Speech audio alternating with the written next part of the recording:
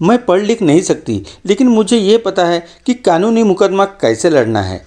ये कहना है 66 वर्ष की अक्काताई तेली का, जो महाराष्ट्र के कोल्हापुर जिले में स्थित शिरोल में रहने वाली है। जिंदगी के शुरुआती दिनों में आसपास के लोगों ने अक्काताई को चेताया कि अपनी लड़ाई बहुत सोच समझकर चुनना। हुआ उसका ठीक उल्टा। अक्काताई ने हर एक लड़ाई को लड़ना चुना। आज 3 दशक बाद 2021 में वह कहती है, किसी औरत पर वो सब न गुजरे जो मुझ पर गुजरी है, इसलिए मैं हर औरत की लड़ाई लड़ती हूँ।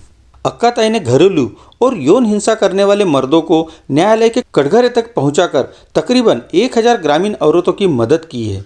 आपसी सहयोग और मदद से खड़ा हुआ बहनापे का यह आंदोलन पश्चिमी महाराष्ट्र के कोल्हापुर और सांगली जिले के तकरीबन 50 गांव में फैल चुका है। आंकड़े कहते हैं कि हिंदुस्तान में औरतों को सबसे ज़्यादा खतरा अपने पति से होता है और उस परिवार से जहां वो ब्याही गई है।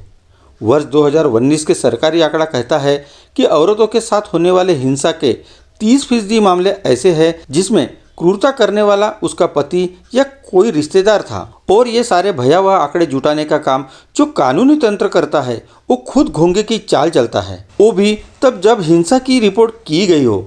अक्काताई की कहानी इस बात को बड़े अक्षरों में रेखांकित करती है कि इन बाधाओं को पार करने के लिए सामाजिक सहयोग और एकजुटता कितनी जरूरी है। ये 1990 की शुरुआत की घटना है। एक दिन अक्काताई जयसिंहपुर कस्बे के पास अपनी फलों की दुकान लगाकर बैठी थी। तभी उन्होंने देखा कि एक दादी फूट फूट कर रो रही है। पूछताछ करने पर उन्हें पता चला कि वहीं के रहने वाले एक शख्स ने उनकी 5 साल की पोती के साथ बलात्कार किया है। जिस अतीत को अक्काताई इतने समय से भूलने की कोशिश कर रही थी, वो अचानक मानो उनकी आंखों के सामने आकर खड़ा हो गया।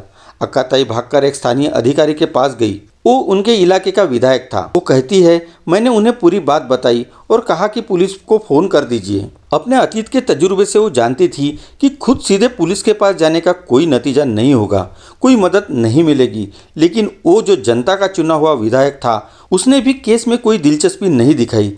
जब और कोई रास्ता नहीं बचा तो वो खुद पुलिस थाने पहुंच गई और पुलिस को कहती है कि जवाब में ना तो मैं सुनूंगी ही नहीं। खुद अक्काताई को भी अचंभा हुआ जब पुलिस ने उनकी शिकायत दर्ज कर ली और मामले की तफ्तीश शुरू कर दी। अब वो गर्व से भरकर कहती है, 5 साल तक चला यह मुकदमा, सिविल कोर्ट का आदेश हुआ और उस अपराधी को जेल हो गई। इस जीत से अक्काताई को प्रेरणा मिली कि वो एक पूरा आंदोलन खड़ा कर सकती है। अक्काताई का जीवन भी काफ़ी परेशानी भरा गया। उनकी दादी ने एक आदमी से 500 रुपये लिए और 9 वर्ष की आयु में उनसे 14 वर्ष बड़े आदमी से अक्काताई की शादी करवा दी। लेकिन पति का रोज़ दारू पीना और उन्हें रोज़ मारना, यही सिलसिला 20 साल तक चलता रहा। अक्काताई ने 12 वर्ष की उम्र में फल बेचना, खेतों में मजदूरी कर जीवन बिताया। कई रातें भूखे पेट सोकर काटी। उनके पति महादेव ने न सिर्फ उनका जीवन बल्कि 2 छोटी बेटियों का बचपन भी तबाह कर दिया था। अक्काताई के साथ होने वाली हिंसा का अंत उनकी पति के मौत के साथ ही हुआ। उसके बाद अक्काताई को पूछे बगैर और उनके हस्ताक्षर के बिना ससुराल वालों ने उनके पति महादेव की 2 एकड़ जमीन बेच दी। वो कहती है, मैं पुलिस के पास गई लेकिन किसी ने मेरी कोई मदद नहीं की। अक्काताई सिर्फ पहली कक्षा तक पढ़ी थी, जिसके चलते उन्हें कठिन चुनौतियों का सामना करना पड़ा। अक्काताई को अपना पहला मुकदमा जीतने के लिए तकरीबन 16 साल लग गए। इस मुकदमे से अक्काताई का हौसला बढ़ गया और उन्होंने ऐसे कई महिलाओं की मदद की जो इस तरह के अत्याचार से पीड़ित है। अपनी पूरी जिंदगी ऐसे लड़ाई में खपा देने के बाद भी अक्काताई थकी नहीं है। वह कहती है कि अगर मुझे महिला वकील की मदद मिल जाए तो मैं पूरे कोल्हापुर को महिलाओं के लिए सुरक्षित बना सकती हूँ। जान लगाकर लड़ो, हर चीज पर सवाल करो, मुमकिन है उन जवाबों से किसी की जिंदगी बदल जाए। अक्काताई।